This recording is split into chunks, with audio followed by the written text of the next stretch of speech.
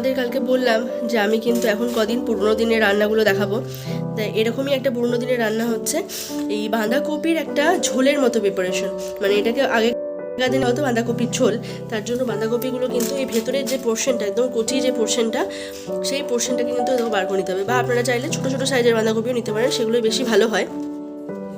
আর যদি ছোটো বাঁধাকপি না থাকে, বড়ো বাঁধাকপি ভেতরটুকু এই যে এরকম করে বার করে নিতে হবে। দেখেছেন? এই দেখুন, এরকম বড় বড় টুকরো, এগুলো কিন্তু আর ভাঙা চলবে না, ঠিক আছে? এরকম বড় বড় করে মাংস ঝোলের মতো আলুগুলো কেটে নিতে হবে। এই দেখুন, এই যে সুতো নিয়ে এবারে কি করতে হবে, এইগুলোকে ভালো করে একটু বেঁধে নিতে হবে, নাহলে যখন এটাকে একটুখানি ভাপিয়ে নিতে হবে, সেই ভাপানোর সময় কিন্তু খুলে যাবে। তাই জন্য সুতো দিয়ে এটাকে কিন্তু একটুখানি এই দেখুন এরকম করে বেঁধে নিতে হবে ভালো করে। এই দেখুন, প্রত্যেকটাকে এরকম করে সুতো দিয়ে বেঁধে বেঁধে রেখেছি। কালারিং সুতো নিলাম না, কারণ এটা যদি ভাপানো হয় তাহলে তো সুতোর রঙটা উঠতে পারে। ওই জন্য এরকম সাদা রঙের সুতো দিয়ে বেঁধে বেঁধে রেখেছি। এবার এগুলোকে ভাপাতে হবে। কড়াইয়ের মধ্যে জল দেওয়া হচ্ছে, তার মধ্যে দিয়ে দিচ্ছে একটুখানি নুন, তার মধ্যে দিয়ে দেওয়া হচ্ছে বাঁধাকপির বান্ডিল। এগুলো সুতো দিয়ে বাঁধা আছে। এবার এটা একটুখানি ভাপিয়ে নেওয়া হবে। গ্যাসের ফ্লেমটা বন্ধ করে দেওয়া হয়েছে। এটা এখন গরম জলে কিছুক্ষণ রেখে দেওয়া হয়েছে। দেখছেন, শুধু যদি দড়িগুলো না বাঁধা হতো তাহলে কিন্তু পুরো একদম ছেড়ে যেত। দড়িটা বাঁধা আছে বলে কিন্তু ছাড়েনি। ভাপানো বেশ সুন্দর হয়েছে। আর এখানে আলুও সেদ্ধ করে রাখা আছে নুন হলুদ দিয়ে, শুধু নুন দিয়ে আলুটা সেদ্ধ করে রাখা আছে। আর কপিটাও কিন্তু নুন দিয়ে শুধু ভাপা। এবার এটাকে তুলে নিতে হবে এরকম করে জলটাকে চড়িয়ে চড়িয়ে। দেখুন, বাঁধা আছে বলে কিন্তু একটুও খোলেনি।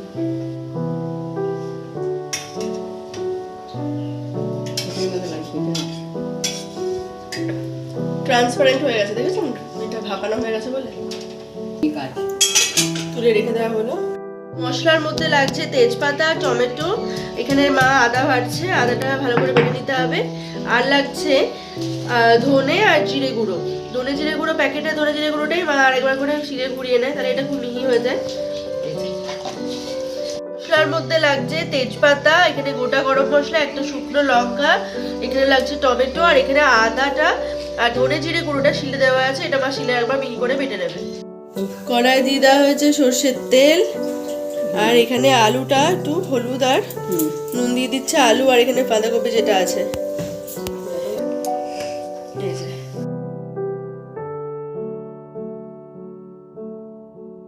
এবার আলুগুলো বেশ লাল লাল করে ভেজে নিতে হবে। অলরেডি এগুলো একটু ভাপানো আছে, তাই বেশি ভাজা সেদ্ধ করার জন্য ভাজতে হবে না, শুধু একটুখানি লাল লাল কোটিং হবে সেরকমভাবে ভেজে নিতে হবে। এই বাঁধাকপির ঝোলটা আমার ঠাকুমা শাশুড়ি এবং আমার দিদিমা শাশুড়ি দুজনাই করতো। আজকে আমি দিদিমা শাশুড়ির রেসিপিটা দিচ্ছি। আমার শ্বশুরমশাই বলছে যে আমার ঠাকুমা শাশুড়ি নাকি অন্যরকমভাবে করতো, তো সেই রেসিপিটার জন্য আমি পরের দিন চেষ্টা করবো সেই রেসিপিটা দেখানোর। আর পরিমাণটা আপনারা যেরকম খাবেন সেরকম। এখানে আমি, আমার শ্বশুরমশাই আর আমার শাশুড়ি মা, আমরা তিনজনেই খাবো, তার জন্য পরিমাণটা সেরকম নিয়েছি। আপনারা যেরকম খাবেন আপনারা সেরকম পরিমাণ দেবেন। আলুগুলো বেশ সুন্দর করে লাল লাল করে ভাজা হয়ে গেছে, এবার এগুলোকে তুলে নিতে হবে।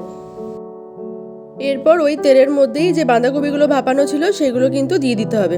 ওইগুলোও একটু ভালো করে লাল লাল করে ভেজে নিতে হবে। 4-5টা লাল লাল করে ভাজা হয়ে গেলে ওটার টেস্টটাও খুব ভালো হবে আর দেখতেও খুব সুন্দর লাগবে। আলুগুলো তুলে নেওয়া হচ্ছে, এবার বাঁধাকপিগুলো সব একটা একটা করে দিয়ে মা ভালো করে ভেজে নিচ্ছে। আপনারা দূর থেকে কতটা বুঝতে পারছেন আমি জানি না, এত সুন্দর ট্রান্সপারেন্ট হয়েছে বাঁধাকপিগুলো। দেখে মনে হচ্ছে যেন বড় বড় টুকরো সাইজের পেঁপে, আবার খাওয়ার সময় তো মনে হচ্ছিল মাংস, মানে এত টেস্টি। মা যদিও এটা নিরামিষ করছে, এটার আরেকটা প্রসেস আছে হিং দিয়ে, যেটা আমার ঠাকুমা শাশুড়ি করতো, সেটাও আমি একদিন আপনাদের সাথে শেয়ার করব। উল্টে পাল্টে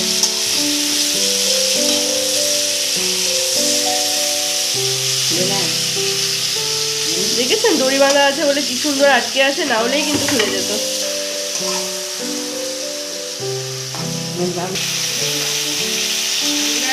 কি সুন্দর এটা হচ্ছে, দেখেছেন?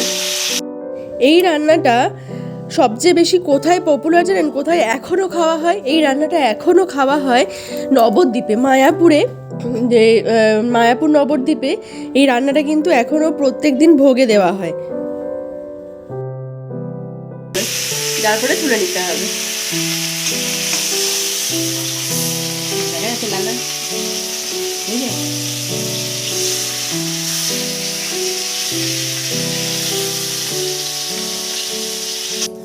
এই রান্নাটা কিন্তু অবশ্যই সর্ষের তেলে করবেন, কারণ বুঝতেই পারছেন পুরোনো দিনের রান্না।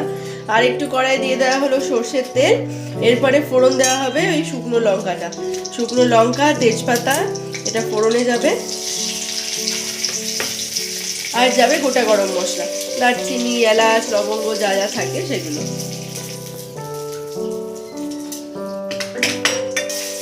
এবার এটা একটুখানি নাড়াচাড়া করে নিতে হবে। এটা বেশ সুন্দর গন্ধ যখন বেরোবে তখন বুঝতে হবে যে আমার ফোড়নটা হয়ে গেছে। এবার এটাকে তুলে নিচ্ছে, এরপরে দিয়ে দিচ্ছে ওর মধ্যেই টমেটো কুচি, একটা টমেটোকে এখানে 4 টুকরো করে দিয়ে দিচ্ছে। এর মধ্যে একটু নুন দিচ্ছে, নাহলে এটা ঝরে যাবে, নুন দিলে তাড়াতাড়ি নরমও হয়ে যাবে। আর দিচ্ছে সামান্য পরিমাণ হলুদ। এরপরে দেওয়া হচ্ছে ধনে জিরে বাটা, মানে গুঁড়োটাই মা যেটা বাটলো শিলে, আর দিচ্ছে আদা বাটা। এরপরে দিচ্ছে সামান্য পরিমাণ লঙ্কা গুঁড়ো, আপনারা চাইলে লঙ্কাটাও এখানে বাটা ব্যবহার করতে পারেন। এবার একটু ভালো করে এটাকে নাড়াচাড়া করে নিতে হবে, কষিয়ে নিতে হবে। এখন একটুখানি এর মধ্যে জল দিয়ে দিতে হবে যাতে মশলাটা ধরে না যায়। আর এখন মা দিয়ে দিচ্ছে একটুখানি গরম মশলা বাটাও, আর দিয়ে ওই বাটি ধোয়া জলটাই দিয়ে দেবে, দিয়ে মশলাটা কষাবে। ফ্লেমটা মিডিয়াম করে দিতে হবে, হাই ফ্লেমে নয়। আর দিয়ে দিচ্ছে সামান্য পরিমাণ চিনি। এরপরে মা কিন্তু এটাকে ভালো করে কষাবে যতক্ষণ না তেলটা বেরিয়ে যাচ্ছে। বাটি ধোয়া জল দিয়েছে, দেখুন জলটা পুরো টেনে যাবে আর তেলটাও বেরিয়ে যাবে। দেখুন মশলার জলটা পুরো টেনে নিয়েছে, মশলাটাও কিন্তু তেল ছেড়ে দিয়েছে। এরপরে মা যে গরম মশলাটা ভেজেছিল, গোটা গরম মশলাগুলো পুরোনে, সেগুলো আবার দিয়ে দিচ্ছে।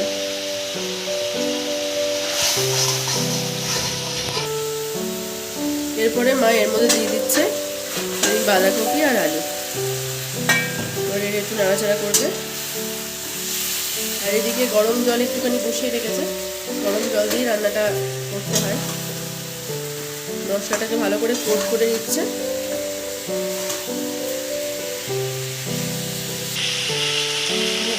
এরপরে মা দিয়ে দিচ্ছে গরম জল।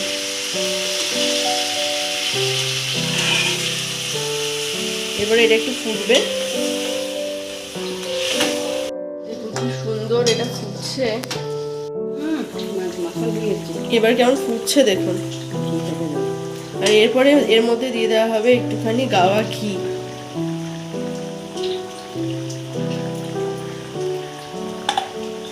এটা একদম নিরামিষ একটা রান্না।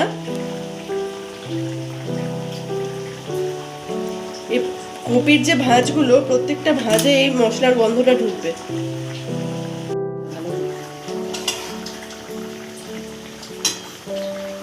বাঁধাকপি কিন্তু খুলছে না, দেখেছেন? বেঁধে রাখার জন্য। এটা কিন্তু একটুখানি গামাখা হয়ে গেলেই রেডি হয়ে যাবে। এবার একটু ঢাকা দিয়ে দিতে হবে, ঢাকা দিয়ে থাকুক কিছুক্ষণ। রান্না একদম কমপ্লিট হয়ে গেছে, দারুণ সুন্দর গন্ধ বেরিয়েছে। এবার ঝোলটা ডিপেন্ড করছে আপনার ওপরে, আপনি কিরকম রাখতে চাইছেন। আমরা ঝোলটা আরেকটু মেরে দেবো। গ্যাসের ফ্লেমটা বন্ধ করে দিল। এবারে ঝোলটা কি বলুন তো, একটু পরে টেনে নেবে, এতটাও থাকবে না আমাদের। কিন্তু এটা প্রায় রেডি, স্ট্যান্ডিং টাইমে রেখে দেবো কিছুক্ষণ। ঢাকা দিয়ে দাও। এটা হয়ে গেছে, জলটা পুরো টেনে গেছে আর সুন্দর এগুলো সব সেদ্ধ হয়ে গেছে, কিন্তু একটাও ছেড়ে বেরোয়নি। দেখুন এই সুতোগুলো কিন্তু এবার কেটে দেবো, খাবার যখন আমি সার্ভ করবো তখন কিন্তু এগুলোকে কেটে দেবো। এইটাকে